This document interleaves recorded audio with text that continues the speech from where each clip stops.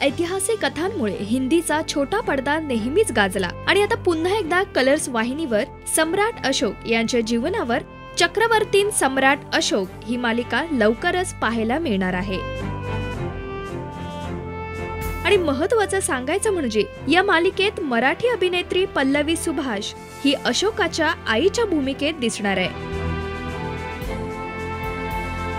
आणि याचबरोबर सम्राट अशोक यांचे पिता राजा बिंदुसार यांच्या भूमिकेचं शिवधनुष्य अभिनेता समीर धर्माधिकारी पेलणार आहे।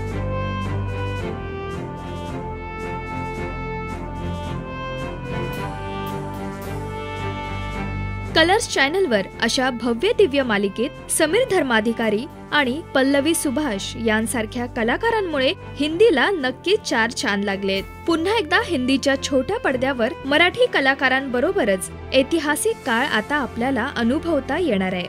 फ्रेंड्स, तुम्हाला या मराठी कलाकारांचा हा राजेशाही लुक कसा वाटतोय? कमेंट्सद्वारे नक्की कळवा।